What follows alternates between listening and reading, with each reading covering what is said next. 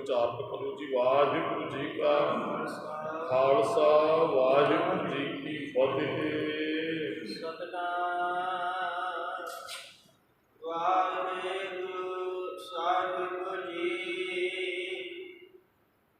सो दर केहा सो घर केहा। सतगुरु कहते सो दाद किहो जिहा सो घर केहा। किथे है जां किहो जिहा? पहला दाद आया फिर घर शब्द आया। घर दे विच दरवाजे विच भी पार हो के जाया जाता है।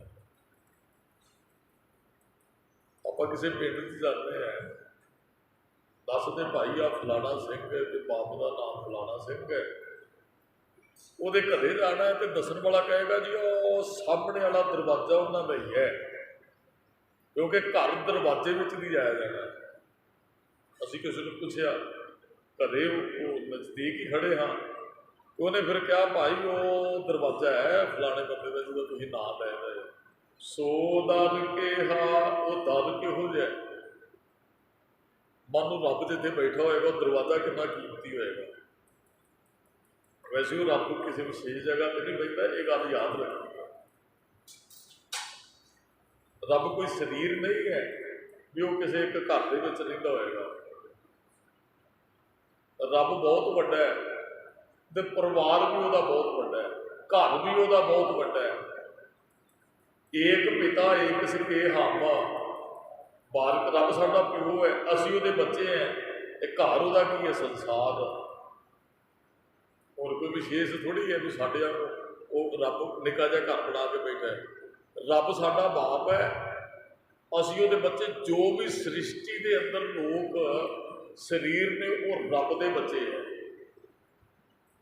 जिन्हें बाग लगे ने बगीचे लगे ने जिन्हें सारे ये रब के घर के ही लगे हुए हैं। आप सजावट बनाने ना, कई बार कोई घर बना ना फिर निका जिहा बगीचा बना, फलदार बूटे लाता, फुलदार बूटे लाता, वो स्वीमिंग पूल बना, सारा कुछ आ जो कुछ बनया रब के घर के ही बनया होया है। रब ने अपने घर की सजावट वास्ते बनाया, जो कुछ बनाया।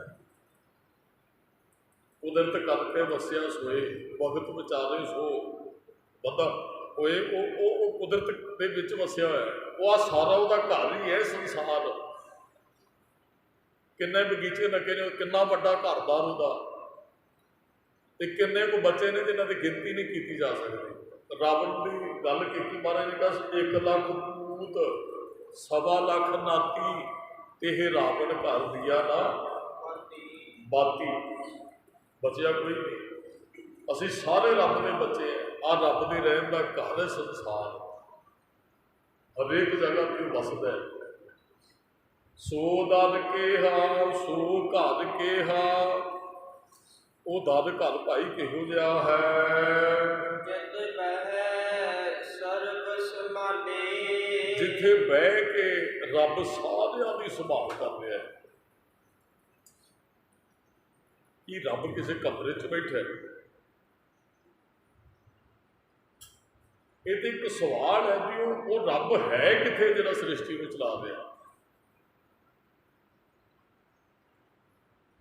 हुण दसन वाला ये नहीं दसेगा भी इतों इन्ने किलोमीटर दूर है। रब अमरीका च रहिंदा, रब इंग्लैंड च रहिंदा, रब कनेडा च, रब उधरले कहन इंडिया च रहिंदा।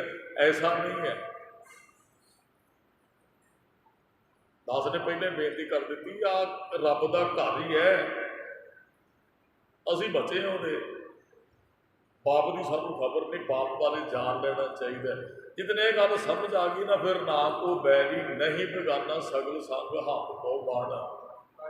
आइए गल, एक पिता एक सके हम बाप। रब साडा प्यो है, असी सारे उहदे बच्चे हैं। ये गल कहने वाली नहीं, समझने वाली है। मसीत जोड़े बैठे ने भी साढ़े भरा रब के बच्चे ने, जोड़े मंदिर च बैठे वो भी साढ़े भरा आ। एक दूजे साढ़े, क्योंकि साडा बाप एक ही है। माटी एक अनेक भांत कर साजी साजना दे। मिट्टी एक तो ही बने हैं, साजना रहे ने सानू साजिया है।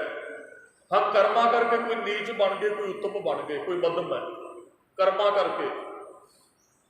वैसे जात पात किसी ने नहीं मनने, ना अपनी लिखानी चाहिए, ना किसी को नीवा कहना चाहिए, अपने आप को वड्डे नहीं खवाना चाहिए। हाँ, किसी के कर्म वेख के उसका नाम आप विचरते पिंड च कि बंदा माड़े कर्म करता है तो लोग उसका नाम पिंड वाले ने उहो जिहा रख देते। चुगली करने वाले को कहते चुगलखोर है, उसका नाम नहीं लेंदे, कहते चुगल तुरिया हुंदा जी।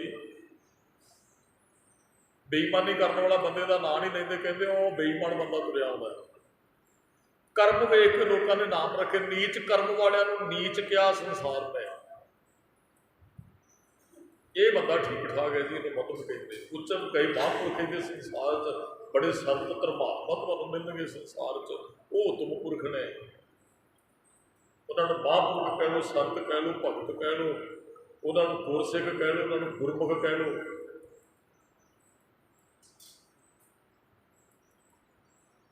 महाराज कहते हैं भी सारे वो बच्चे सारिया की संभाल करता है। साढ़े बच्चे ने अं उन्हें कि समझने भी ये मेरे बच्चे, अं तो उन्होंने संभाल करते हैं। तुम कोई चीज़ घरे लैके जाते हो, तुहाडे घरे ना तुहाडे भरा दे बच्चे भी खेडते हो, तो चीज़ हैगी है खाण वाली। ये निक्कियां निक्कियां गल्लां साडे दिमाग सब वख करदियां। तो तुसीं उन्ना चਿਰ लिफाफा खोलोगे नहीं जिन्ना चਿਰ बच्चे तुहाडे घरों नहीं चले जाएंगे। कई बार निक्कियां निक्कियां गल्लां ते भी सोचते हैं, क्योंकि असीं समझ लिया भी ये दूसरे दे मेरे भरा दे बच्चे आए ने, इन्हां नूं कुछ नहीं खाण वास्ते देना, मैं अपने बच्चों को दियां। असीं फर्क किया भी वो फलाने के बच्चे दे बच्चे, असीं असल दे विच सारे रब दे बच्चे हैं, कोई बगाना नहीं, कोई कुछ नहीं। असीं मन्ने भी ये मेरे है, तो असीं उन्हां तो नटाउणे है। तो दूसरा गवांढियों का कोई बच्चा आन के हट को मंग ले हम क्या भी कुछ नहीं देते हैं। जितन समझ आ गई ना एक दे बच्चे है, फिर तो सारा संसार ही अपना नजर आएगा भी असीं परिवार है, असीं परिवार है एक। जिन्हें भी संसार के शरीर में जिन्हें जीव है एक तो ही पैदा होया। हे वाहिगुरू जी, वो दर घर तेरा कित्थे जिथे बह के सारियां दी संभाल कर रहा है।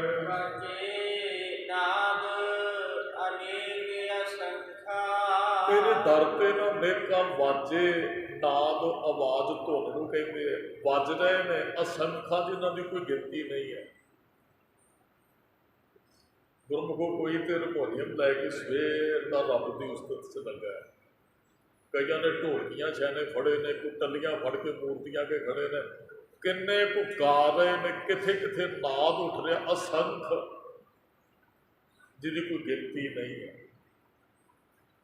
वैसे महाराज ने पिछे कहा ही असंख भी नहीं कहना, असंख कहे है सिर भार होए, भी सिर ते भार चढ़ाने वाली गल है। असंख का अर्थ होता है 100,000 करोड़। असंख भी कहे गिनती से, चलो इतने संख कहे सिर भार, रब को असंख भी नहीं कहना, भार चढ़ने वाली गल है, सिर से थोड़ा कह रहे हैं। और इतने असंख वाजे नाद अनेक, असंख अनेका नाद अनेका वाजे तेरे दर से वज रहे हैं। हुण दर किहड़ा रब का, एक दर तो थोड़ी वाजे वज रहे हैं भी रब अंदर बैठा, तो इतने सारे आण के दरवाजे च आ जिन्ने मंदिर, जिन्नियां मसीतां, जिन्ने गुरुद्वारे ने रब का घर ने, तो उस दरवाजियां दे विच सारे वाजे वज रहे हैं। रब का घर आही है। इत्थे तो सवेर दे रागी सिंह कीर्तन कर रहे हैं, अजे 12 पौने 12 बजे तक कीर्तन होना इत्थे, रब का ही तो घर है। जिथे भी कीर्ति गाई जाती रब के दरवाजे। गुरु अंगद साहब महाराज जो गुरु नानक साहब जी गुरता गद्दी देते हैं ना, तो विराग आ जाता भी गुरु नानक साहब ने सानू मत्था टेक दिता। महाराज ने कहा असीं पुरखा तुसीं खडूर साहब जाके रहो, इत्थे ना रहो। एक तो महाराज की सोच सी भी साडे पुत्र ईर्खा करनगे गुरु अंगद साहब नाल, तुसीं उत्थे जाके बसो। तो महाराज एक कमरे च वड़ के बैठ जाते हैं, एक कमरे के अंदर, तो बाहरों माता जी को कह देंगे ने भी तुसीं कंधां पूछ देनियां, लिप देनियां, ते दरवाजे अगे लिख देना है भी कोई दरवाजा ना खुले। महाराज ज्योति जोत समा गए, महाराज का शरीर सामभेगा, गुरु नानक साहब का संगतां व्याकुल हो गई भी गुरु जोत के दर्शन करने ने, तो गुरु अंगद साहब का पता ही नहीं होने लगता किधर चले गए। संगतां आ गई बाबा बुढ़ा जी के कोल, बाबा जी ਗੁਰੂ ਨਾਨਕ ਸਾਹਿਬ ਦੀ ਜੋਤ ਕਿਤੇ ਛੁਪੀ ਹੈ। ਤੇ ਗੁਰੂ ਨਾਨਕ ਸਾਹਿਬ ਮਹਾਰਾਜ ਨੇ ਤੁਹਾਨੂੰ ਕਿਹਾ ਸੀ, ਬੁੱਢਿਆ ਤੇ ਇੱਥੋਂ ਓਲੇ ਕਦੇ ਨਾ ਹੋਸਾਂ, ਤੁਸੀਂ ਕਿਰਪਾ ਕਰੋ ਜੋਤ ਨੂੰ ਪ੍ਰਗਟ ਕਰੋ। ਬਾਬਾ ਬੁੱਢਾ ਜੀ ਆਏ, ਉਹਨਾਂ ਨੇ ਮਾਤਾ ਭਰਾਈ ਨੂੰ ਆਣ ਕੇ ਪੁੱਛਿਆ, ਕਹਿਣ ਲੱਗੇ ਜੀ ਤੁਹਾਡੇ ਘਰੇ ਗੁਰੂ ਅੰਗਦ ਸਾਹਿਬ ਮਹਾਰਾਜ ਨੇ। ਮਾਤਾ ਜੀ ਨੂੰ ਮਹਾਰਾਜ ਨੇ ਕਿਹਾ ਵੀ ਦੱਸਣਾ ਨਹੀਂ ਕਿਸੇ ਨੂੰ, ਅਸੀਂ ਇੱਥੇ ਹੈ। ਕਹਿੰਦੇ ਜੀ ਇੱਥੇ ਨਹੀਂ ਹੈ। ਤੇ ਬਾਬਾ ਬੁੱਢਾ ਜੀ ਕਹਿੰਦਾ ਤੁਹਾਡੇ ਮੱਥੇ ਤੋਂ ਪ੍ਰਗਟ ਹੋ ਰਿਹਾ ਵੀ ਗੁਰੂ ਇੱਥੇ ਹੈ। ਅੰਦਰ ਕੋਈ ਚੀਜ਼ ਪਈ ਹੋਵੇ ਨਾ, ਖਜ਼ਾਨਾ ਕਿਸੇ ਦੇ ਅੰਦਰ ਪਿਆ ਹੋਵੇ ਤੇ ਬਾਹਰੋਂ ਖਜ਼ਾਨੇ ਦੇ ਮਾਲਕ ਦੇ ਮੱਥੇ ਤੋਂ ਪ੍ਰਗਟ ਹੁੰਦਾ, ਇਹਦੇ ਕੋਲ 4 ਰੁਪਏ ਹੈ ਤੇ ਖਜ਼ਾਨਾ ਹੈ, ਮੱਥੇ ਹੀ ਪ੍ਰਗਟ ਕੀਆ। ਕਹਿੰਦੇ ਜੀ ਨਹੀਂ ਇੱਥੇ ਨਹੀਂ। ਤੇ ਫਿਰ ਉਹ ਕਮਰਾ ਵੇਖਿਆ ਬਾਬਾ ਬੁੱਢਾ ਜੀ ਕਹਿੰਦੇ ਅੱਗੇ ਲਿਖਿਆ ਸੀ ਭਾਈ ਕੋਈ ਦਰਵਾਜ਼ਾ ਖੋਲ੍ਹੇਗਾ ਨਹੀਂ। ਮਾਤਾ ਜੀ ਨੇ ਵੀ ਕਿਹਾ, ਮਾਤਾ ਖੀਵੀ ਜੀ ਨੇ ਵੀ ਕਿਹਾ, ਕਹਿੰਦੇ ਜੀ ਕਹਿੰਦੇ ਦਰਵਾਜ਼ਾ ਨਹੀਂ। ਤੇ ਬਾਬਾ ਬੁੱਢਾ ਜੀ ਕਹਿੰਦੇ ਸਾਡੇ ਕੋਲ ਹੈ ਤਰੀਕਾ ਦਰਵਾਜ਼ਾ ਖੁਲਾਉਣ ਦੇ। ਸੰਗਤ ਨੂੰ ਕਿਹਾ ਵੀ ਲਿਆਓ ਢੋਲਕੀਆਂ ਛੇੜ ਦੇ ਕੀਰਤਨ ਆਰੰਭ ਕਰੋ। ਉਹਦੇ ਕੀਰਤਨ ਆਰੰਭ ਹੋ ਗਿਆ ਜੀ। ਮਹਾਰਾਜ ਦੇ ਆਵਾਜ਼ ਪਾਈ ਸਰਵਣਾ ਦੇ ਅੰਦਰ, ਮਹਾਰਾਜ ਅੰਦਰ ਉੱਠੇ, ਦਰਵਾਜ਼ਾ ਖੋਲ੍ਹਿਆ ਜਿੱਥੇ ਸੰਗਤ ਕੀਰਤਨ ਕਰਦੀ ਸੀ ਨਾ, ਮਹਾਰਾਜ ਆਣ ਕੇ ਖੜ ਗਏ। ਮਹਾਰਾਜ ਨੇ ਪਹਿਲਾ ਵਚਨ ਕਿਹਾ ਬਾਹਰ ਨਿਕਲਦਿਆਂ, ਜਿਸ ਪਿਆਰੇ ਸਿਓ ਨੇਹ ਤਿਸ ਆਗੇ ਮਰ ਚੱਲੀਏ ਧ੍ਰਿਗ ਜੀਵਨ ਸੰਸਾਰ ਤਾਂ ਕੇ ਪਾਛੈ ਜੀਵੜਾ। ਤੇ ਮਹਾਰਾਜ ਨੇ ਕਿਹਾ ਵੀ ਕਹਿੰਦੇ ਬੁੱਢਿਆ ਅਸੀਂ ਤੇ ਲਿਖ ਕੇ ਲਾਇਆ ਜੀ, ਸਾਨੂੰ ਕੋਈ ਪ੍ਰਗਟ ਨਹੀਂ ਕਰੇਗਾ। ਤੁਸੀਂ ਕਹਿੰਦੇ ਜੀ ਅਸੀਂ ਤੇ ਤੁਹਾਨੂੰ ਬਾਹਰ ਨਿਕਲਵਾ ਕੇ ਕਿਹਾ ਹੀ ਨਹੀਂ ਹੈ, ਤੁਸੀਂ ਆਏ ਹੋ ਗੁਰੂ ਅੰਗਦ ਸਾਹਿਬ ਜੀ। ਤੇ ਬਾਕੀ ਬਾਬਾ ਬੁੱਢਾ ਜੀ ਨੇ ਕਹਿ ਵੀ ਦਿੱਤਾ, ਕਹਿੰਦੇ ਜੀ ਗੁਰੂ ਨਾਨਕ ਸਾਹਿਬ ਤੁਹਾਨੂੰ ਗੁਰੂ ਅੰਗਦ ਸਾਹਿਬ ਜੀ ਜ਼ਿੰਮੇਵਾਰੀ ਦੇ ਕੇ ਗਏ ਹੈ ਤੇ ਤੁਸੀਂ ਹੁਣ ਸਿੰਘਾਸਣਾ ਤੇ ਸਜੋ। ਰਾਗ ਨਹੀਂ ਠੀਕ। ਬਾਬਾ ਬੁੱਢਾ ਜੀ ਸਿਆਣੇ ਸਨ, ਵੱਡੇ ਸਨ, ਔਰ ਇਹ ਗੱਲ ਕਹਿ ਸਕਦੇ ਹਨ। ਬਾਬਾ ਜੀ ਜਿਵੇਂ ਤੁਹਾਡੀ ਆਗਿਆ। ਕਹਿਣ ਦਾ ਭਾਵ ਹੈ ਕੀਰਤਨ ਗਾਉਣਾ ਹੀ ਰੱਬ ਨੂੰ ਪ੍ਰਗਟ ਕਰਨਾ ਹੈ। ਕੀਰਤਨ ਰਾਹੀਂ ਗੁਰੂ ਪ੍ਰਗਟ ਹੁੰਦਾ, ਰੱਬ ਪ੍ਰਗਟ ਹੁੰਦਾ। ਤੇ ਕਿੰਨੀ ਕੀਰਤੀ ਹੋ ਰਹੀ ਹੈ ਸੰਸਾਰ ਦੇ ਅੰਦਰ, ਕਿੰਨੇ ਧਾਰਮਿਕ ਸਥਾਨ ਜਿਨ੍ਹਾਂ ਦੀ ਗਿਣਤੀ ਨਹੀਂ ਕੀਤੀ ਜਾ ਸਕਦੀ।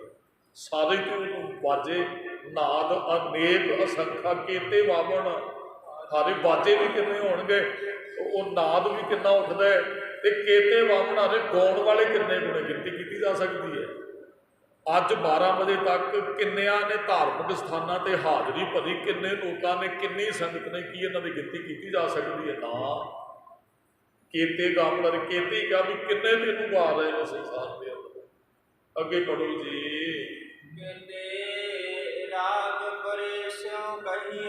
ਕਹਿੰਦੇ ਕੇਤੇ ਰਾਗ ਨੇ, ਪਰੀ ਦਰਦੇ ਤੇ ਰਾਗਣੀਆਂ, ਰਾਗ ਤੇ ਰਾਗਣੀਆਂ ਕਿੰਨੀਆਂ। ਤੇ ਰਾਗ ਰਾਗਾਂ ਦੇ ਵਿੱਚ ਸਿਉਂ ਕਹੀਆਂ, ਰਾਗਾਂ ਵਿੱਚ ਪਾ ਕੇ ਤੇਰੀ ਉਸਤਤ ਨੂੰ ਗਾਉਂਦੇ। ਰਾਗ ਮਾੜਾ ਨਹੀਂ ਹੈ, ਗਾਉਣਾ ਕੀ ਹੈ, ਗੱਲ ਉੱਥੇ ਟਿਕਦੀ ਹੈ। ਰਾਗ 'ਚ ਬਾਣੀ ਗਾਵਾਂਗੇ ਤੇ ਰੱਬ ਨੂੰ ਮਿਲਾਂਗੇ। ਜੇ ਕਿਸੇ ਨੇ ਰਾਗ ਵੈਸੇ ਨਚਾਰਾਂ, ਉਹ ਕਈ ਨਚਾਰ ਵੀ ਵਰਤਦੇ ਨੇ ਰਾਗਾਂ ਨੂੰ, ਉਹ ਹੋਰ ਪਾਸੇ ਸਾਨੂੰ ਲੈ ਜਾਂਦੇ ਆ। ਮਹਾਰਾਜ ਨੇ ਇਹੀ ਤੇ ਬਗਦਾਦ 'ਚ ਕਿਹਾ ਸੀ, ਕਹਿੰਦੇ ਰਾਗ ਮਾੜਾ ਨਹੀਂ, ਬਰਤਨ ਕੋਈ ਵੀ ਮਾੜਾ ਨਹੀਂ। ਬਰਤਨ 'ਚ ਜੇ ਚੰਗੇ ਸੋਨੇ ਦੇ ਬਰਤਨ 'ਚ ਕੋਈ ਜ਼ਹਿਰ ਪੀਵੇਗਾ ਤੇ ਫੇਰ ਮਰੇਗਾ ਹੀ। ਤੇ ਜੇ ਮਿੱਟੀ ਦੇ ਬਰਤਨ 'ਚ ਕੋਈ ਅੰਮ੍ਰਿਤ ਪਾ ਕੇ ਪੀਵੇ ਤੇ ਅੰਮ੍ਰਿਤ ਨੇ ਜੀਵਨ ਦੇਣਾ, ਭਾਵੇਂ ਬਰਤਨ ਮਿੱਟੀ ਦਾ ਵੀ ਕੋੜਾ ਹੋਵੇ। ਰਾਗ ਨਹੀਂ ਮਾੜਾ, ਗਾ ਕੀ ਰਹੇ ਹੋ, ਇੱਥੇ ਗੱਲ ਨਹੀਂ ਕਰਨੀ। ਕਿੰਨੇ ਰਾਗ ਰਾਗਣੀਆਂ, ਤੇ ਰਾਗ ਰਾਗਣੀਆਂ ਸਿਉਂ ਕਹੀ ਹਨ। ਰਾਗ ਰਾਗਣੀਆਂ ਦੇ ਦੁਆਰਾ ਕਿੰਨੇ ਆਪ ਜੀ ਨੂੰ ਕਹਿ ਰਹੇ ਹਨ, ਗਾ ਰਹੇ ਹਨ। ਰਾਗ ਰਾਗਣੀਆਂ ਦੇ ਦੁਆਰਾ ਕਿੰਨੇ ਗਾਉਣ ਵਾਲੇ ਹਨ ਜੀ। ਕਹਿੰਦੇ ਕੱਲੇ ਸਰੀਰ ਹੀ ਨਹੀਂ, ਗਾਵ ਹੈ ਦੋਨੋਂ ਪੌਣ। ਪੌਣ ਹਵਾ, ਹਵਾ ਵੀ ਰੱਬ ਨੂੰ ਗਾ ਦੇ। ਕਿਤੇ ਹਵਾ ਤੇਜ਼ ਚੱਲਦੀ ਉਹਨੇ ਛਾਂ ਛਾਂ ਦੀ ਆਵਾਜ਼ ਆਉਂਦੀ ਹੈ, ਉਹ ਰੱਬ ਦਾ ਨਾਮ ਹੀ ਜਪਦੀ ਹੈ। ਹਵਾ ਜਿਹੜੀ ਦਰਖਤ ਹਿੱਲਦੇ ਆ ਨਾ, ਦਰਖਤਾਂ 'ਚੋਂ ਆਵਾਜ਼ ਆਉਂਦੀ ਹੈ। ਤੈਨੂੰ ਇਕੱਲੇ ਦਰਵਾਜ਼ਿਆਂ ਤੇ ਬੈਠੇ ਸੰਗੀਤਕਾਰ ਹੀ ਨਹੀਂ ਗਾ ਰਹੇ ਹੈ, ਤੈਨੂੰ ਤੇ ਹਵਾ ਵੀ ਗਾ ਰਹੀ ਹੈ, ਤੈਨੂੰ ਤੇ ਪਾਣੀ ਵੀ ਗਾ ਰਿਹਾ, ਪਾਣੀ 'ਚੋਂ ਵੀ ਆਵਾਜ਼ ਆਉਂਦੀ ਹੈ। ਜੇ ਤੁਸੀਂ ਨਦੀ ਤੇ ਖੜੋ, ਸਮੁੰਦਰ 'ਚ ਜਾਇਓ, ਬਸੰਤਰ ਅੱਗ ਵੀ ਰੱਬ ਨੂੰ ਗਾਉਂਦੀ ਹੈ। ਮਹਾਰਾਜ ਤੈਨੂੰ ਤੇ ਹਵਾ ਵੀ ਗਾ ਰਹੀ ਹੈ, ਪਾਣੀ ਵੀ ਗਾ ਰਿਹਾ ਹੈ, ਬਸੰਤਰ ਅੱਗ ਵੀ ਗਾ ਰਹੀ ਹੈ ਜੀ। ਕਹਿੰਦੇ ਉਹ ਰਾਜਾ ਧਰਮ ਜਿਹੜਾ ਉਹ ਵੀ ਤੇਰੇ ਦੁਆਰ ਤੇ ਖੜਾ ਤੇ ਉਹਨੂੰ ਗਾ ਰਿਹਾ ਹੈ। ਇਹਦਾ ਮਤਲਬ ਧਰਮਰਾਜ ਕੁਝ ਹੋਰ ਹੈ ਤੇ ਰੱਬ ਕੋਈ ਹੋਰ ਹੈ। ਧਰਮਰਾਜ ਹਿਸਾਬ ਕਿਤਾਬ ਲੈਂਦੇ, ਰੱਬ ਇਸ ਤੋਂ ਵੱਡਾ ਹੈ। ਪਰ ਤਾਂ ਹੀ ਤੇ ਕਹਿੰਦੇ ਜੇ ਬਾਣੀ ਬਣੇਗਾ ਧਾਰ ਨਹੀਂ ਬਣੇਗਾ ਤੇ ਰਾਜ ਉਹ ਜਿਹੜਾ ਧਰਮਰਾਜ ਤੇ ਉਹ ਤੋਂ ਲੇਖਾ ਨਹੀਂ ਪੁੱਛੇਗਾ।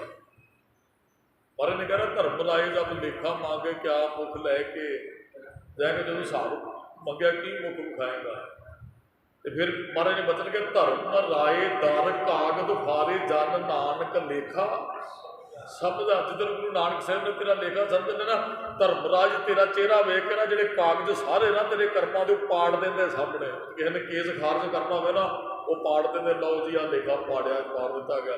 ਮਹਾਰਾਜ ਕਹਿੰਦੇ ਧਰਮਰਾਜ ਦੇ ਸਾਹਮਣੇ ਲੇਖਾ ਪਾੜਿਆ ਜਾਣਾ। ਧਰਮ ਰਾਏ ਦਰ, ਉਹਦੇ ਦਰ ਤੇ ਕਾਗਜ਼ ਫਾਰੇ ਜਨ ਨਾਨਕ ਲੇਖਾ ਸਮਝਦਾ।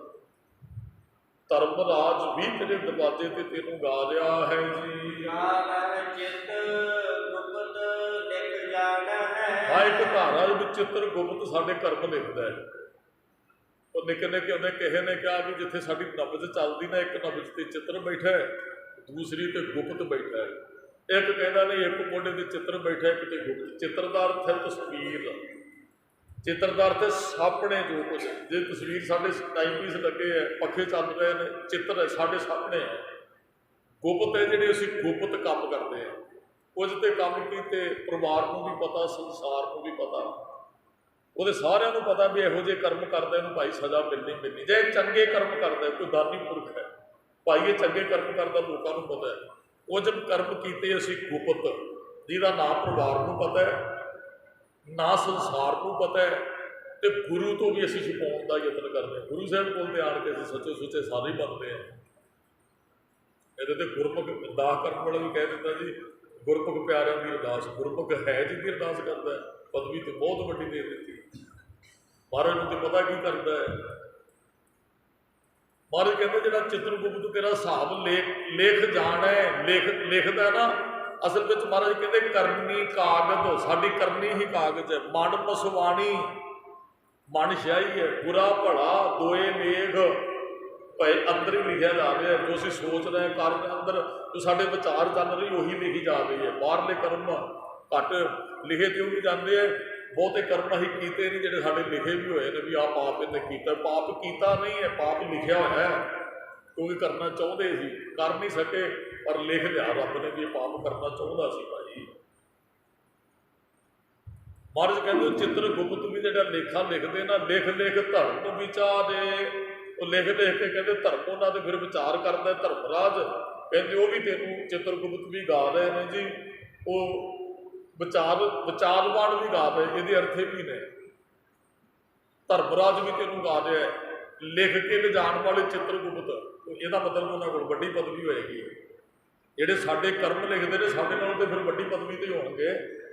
ਮਹਾਰਾਜ ਕਹਿੰਦੇ ਉਹ ਵੀ ਉਹਨੂੰ ਗਾ ਰਹੇ ਹਨ ਜੀ। ਮਹਾਰਾਜ ਕਹਿੰਦੇ ਈਸ਼ਰ ਉਹਨੂੰ ਗਾ ਰਿਹਾ ਹੈ, ਬਰਮਾ ਉਹਨੂੰ ਗਾ ਰਿਹਾ ਹੈ, ਦੇਵੀ ਉਹਨੂੰ ਗਾ ਰਹੀ ਹੈ, ਦੇਵੀਆਂ ਗਾ ਰਹੀਆਂ ਹਨ। ਕਹਿੰਦੇ ਉਹ ਤੇਰੇ ਦਰ ਤੇ ਫਿਰ ਸੋਹਣੇ ਗਾਉਣ ਵਾਲਾ ਤੇ ਵੈਸੇ ਸੋਹਣਾ ਹੀ ਹੈ। ਆਪ ਰਾਗੀ ਸਿੰਘ ਕੀਰਤਨ ਕਰਕੇ ਗਏ, ਕਿੰਨੇ ਸੋਹਣੇ ਲੱਗਦੇ ਹਨ। ਬਾਹਰ ਉੱਠਦੇ ਸਤਿਕਾਰ ਵੀ ਦੇ ਨਹੀਂ ਸਕਦੇ ਭਾਈ, ਇਹ ਕੀਰਤਨ ਕਰਕੇ ਦਰਬਾਰ ਚ ਉੱਠਦੇ ਆ।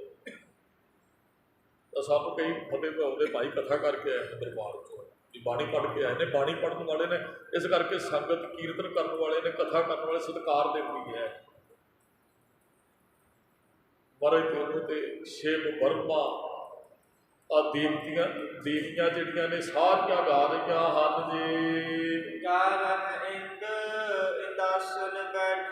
ਕਹਿੰਦੇ ਇੰਦਰ ਇਹ ਦੇਵਤੇ ਸਾਰੇ ਜਿਹੜੇ ਬੈਠੇ, ਦੇਵਤਿਆਂ ਦਰ ਨਾਲੇ ਇੰਦਰ ਵਰਗੇ ਦੇਵਤੇ ਸਾਰੇ ਗਾ ਰਹੇ ਹਨ ਜੀ। ਕਹਿੰਦੇ ਸਿੱਧ ਜਿਹੜੇ ਸਮਾਧੀਆਂ ਲਾ ਕੇ ਬੈਠੇ ਨੇ, ਰੱਬ ਨੂੰ ਹੀ ਤੇ ਗਾ ਰਹੇ ਨੇ। ਸਮਾਧੀ ਲਾਈ ਹੈ ਜਿਹਦਾ ਮਤਲਬ ਰੱਬ ਨੂੰ ਗਾ ਰਹੇ। ਸਮਾਧੀਆਂ ਲਾਉਣ ਵਾਲੇ ਵਾਹਿਗੁਰੂ ਜੀ ਤੈਨੂੰ ਗਾ ਰਹੇ ਹਨ। ਜਿਹੜੇ ਸਾਧ ਵਿਚਾਰਵਾਨ ਨੇ ਉਹ ਵੀ ਤੈਨੂੰ ਗਾ ਰਹੇ ਆ। ਦਿਨੇ ਸਵੇਰ ਦੇ ਅੱਖਾਂ ਬੰਦ ਕਰਕੇ ਬੈਠੇ ਆ, ਜਿਨ੍ਹਾਂ ਦੇ ਹੱਥਾਂ 'ਚ ਮਾਲਾ ਆ, ਗੁਰਦੁਆਰੇ ਆਣ ਕੇ ਹਾਜ਼ਰੀਆਂ ਭਰੀਆਂ, ਮੰਦਰਾਂ 'ਚ ਮਸੀਤਾਂ 'ਚੋਂ ਤੈਨੂੰ ਗਾਉਣ ਵਾਲੇ ਦੇ ਨੇ। ਉਹ ਵਿਚਾਰਵਾਨ ਨੇ ਲੋਕ, ਉਹ ਗਿਆਨ ਲੈਣਾ ਚਾਹੁੰਦੇ ਆ।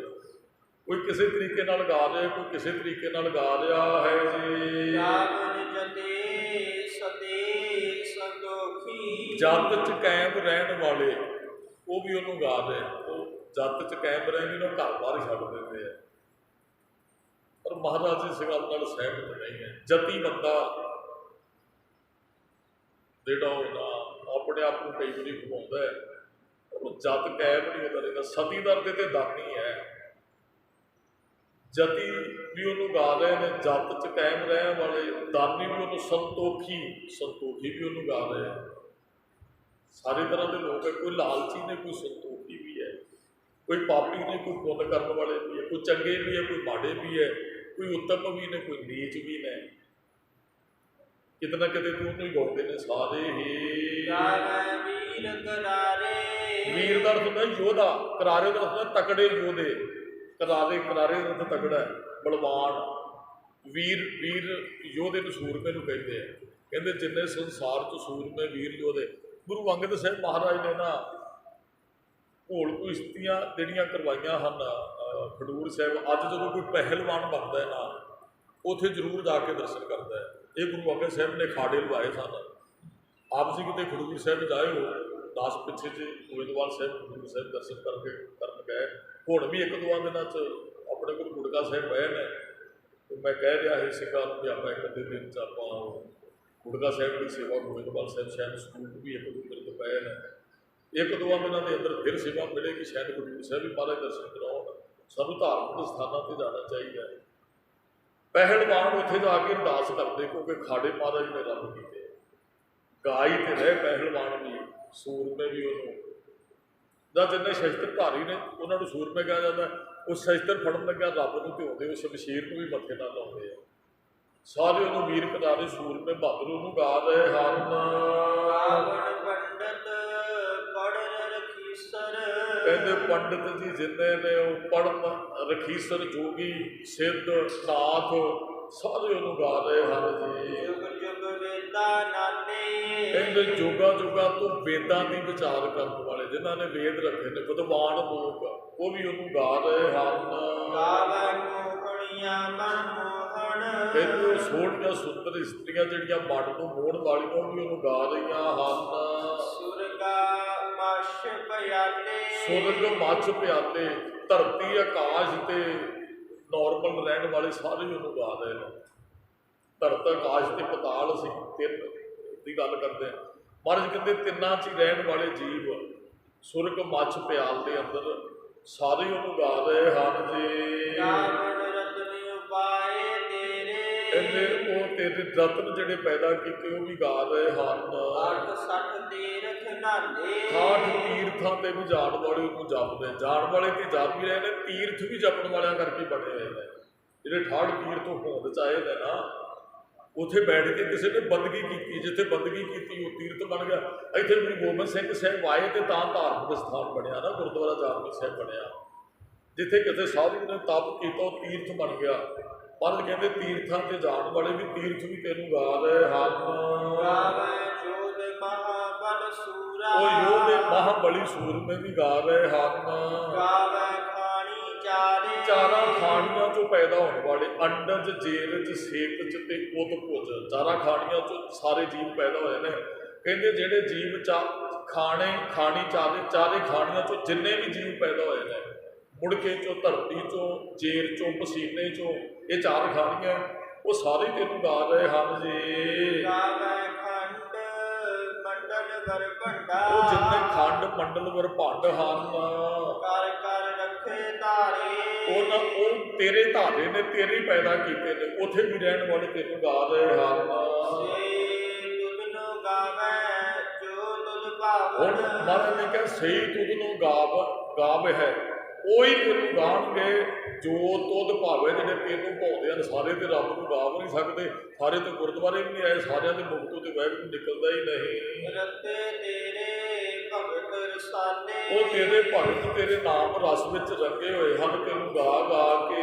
ਹੋਰ ਕੀਤੇ ਗਾਵਣ, ਹੋਰ ਕਿੰਨੇ ਗਾ ਰਹੇ ਨੇ ਇਹਨਾਂ ਦੀ। ਅੱਗੇ ਮਹਾਰਾਜ ਨੇ ਕਿਹਾ ਗਿਣਤੀ ਨਹੀਂ ਕੀਤੀ ਜਾ ਸਕਦੀ। ਸੇ ਮੈਂ ਚਿਤ ਨਾ ਆਵਣ, ਜਿੰਨੇ ਤੈਨੂੰ ਗਾ ਰਹੇ ਹੋ ਮੇਰੇ ਚਿੱਤ 'ਚ ਨਹੀਂ ਆਉਂਦੇ ਐ, ਭਾਵ ਕਿ ਅਸੀਂ ਲਿਖ ਕੇ ਨਹੀਂ ਦੇ ਸਕਦੇ ਤੈਨੂੰ ਕਿੰਨੇ ਕੁ ਗਾਉਣ ਵਾਲੇ ਹਨ। ਨਾਨਕ ਕਿਆ ਵਿਚਾਰੇ, ਕਹਿੰਦੇ ਨਾਨਕ ਕੋਲ ਨਹੀਂ ਇਹ ਵਿਚਾਰ ਹੈਗੀ ਵੀ ਉਹ ਸੰਪੂਰਨ ਤੌਰ ਤੇ ਬਿਆਨ ਕਰ ਸਕੇ ਵੀ ਤੈਨੂੰ ਕਿੰਨੇ ਕੁ ਜੀਵ ਗਾ ਰਹੇ ਹਨ। ਸੋਈ ਸੋਈ ਸਦਾ ਸੱਚ ਸਾਹਿਬ, ਕੋਈ ਸੱਚਾ ਸਾਹਿਬ ਸ਼ੁਰੂ ਤੋਂ ਸਾਚਾ ਸਾਚੀ ਨਾਮ, ਉਹ ਸੱਚਾ ਆਪ ਹੈ, ਸੱਚੀ ਉਹਦੀ ਵਡਿਆਈ ਹੈ ਜੀ। ਆਪੇ ਹੋਸੇ ਜਾਏ ਨਾ ਜਾਸੀ, ਉਹ ਜਿਹੜਾ ਪਰਮਾਤਮਾ ਹੈ ਵੀ ਹੋਸੀ ਕਹਿੰਦੇ ਹੈ ਹੋਏਗਾ ਔਰ ਸਦਾ ਵਾਸਤੇ ਰਹੇਗਾ, ਹੈ ਵੀ ਹੋਸੀ ਉਹ ਅੱਗੇ ਸੀ ਹੁਣ ਹੈ ਅੱਗੇ ਵੀ ਹੋਏਗਾ, ਆਦਿ ਸੱਚ ਜੁਗਾਦ ਸੱਚ ਹੈ ਵੀ ਸੱਚ ਨਾਨਕ ਹੋਸੀ ਵੀ ਸੱਚ ਦਾ ਆਦਿ ਪੂਰਨ ਮੱਧ ਪੂਰਨ ਅੰਤ ਪੂਰਨ